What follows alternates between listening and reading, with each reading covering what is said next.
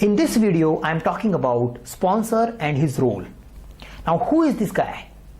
A lot of time we feel that he is the person who funds the project. True. So he is the one who is providing financial and other resources which are needed for the project, and he is the one who has authorized the project. Does he represent the project executing organization, or does he represent the customer? That is a tricky question. Now, in general, he falls under project executing organization, but it also depends upon the type of contractual agreement we have between the customer and the person and the organization who is executing the project. Let's take an example. For example, there is a job portal site and they want to get their job site enhanced, and they have given a contract to a ABC servicing company, and this ABC servicing company is expected to produce a social media plugin for the job portal.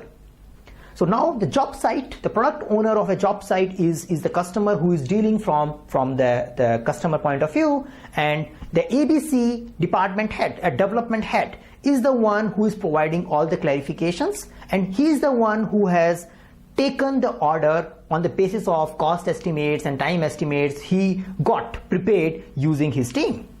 So finally the deal got signed between this guy, ABC delivery head, and the product owner of job portal. Now after this deal is done, this ABC guy has to find someone who can execute this project. So he look in his project organization, in his own organization, and try to identify a project manager who can take it forward. And that is where the project charter comes into the picture, and he authorizes that project and give an authority to a project manager to apply organization resources in order to develop that social media plugin. So in this particular environment, this guy, ABC delivery head, is the one who is sponsoring the project. Now if something goes bad, the job site head or product owner head will catch the ABC delivery head, not the project manager, because the sponsor is the one who is accountable for making sure that whatever order he has taken is getting executed right. He has complete authority to change the project manager. If something is not going right, he may end up replacing the project manager because he has to ensure that the customer gets the delivery. So that is why the sponsor is the powerful person, because he has a bigger responsibility to the end customer. So responsibility comes with accountability as well as authority as well.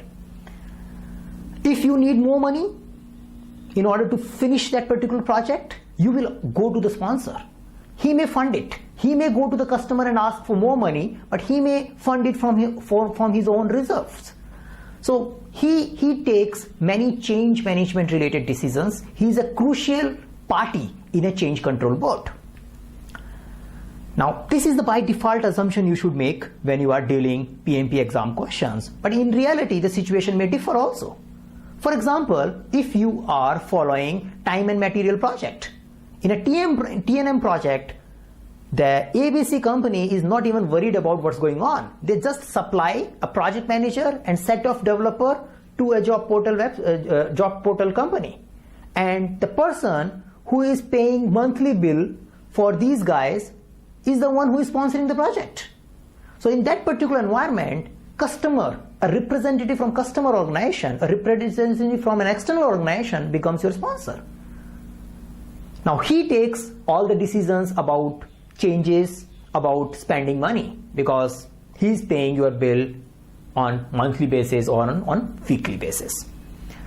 So in general, when you deal PMP questions, think a sponsor as an authority who can influence the project a lot. He is the one who makes financial decisions. Whenever project manager needs some help, a problem which cannot be solved by the project manager, he should go back to the sponsor. Whenever a project manager ends up in a situation where he is not having time to analyze, but he wants to share the information so that the impact can be mitigated, he should go to the sponsor. So this was our conversation related to a project sponsor which I wanted to discuss today. If you have any query related to PMP certification, please post it at our forum, forum.aizenbridge.com. and we would be happy to assist you. Thank you.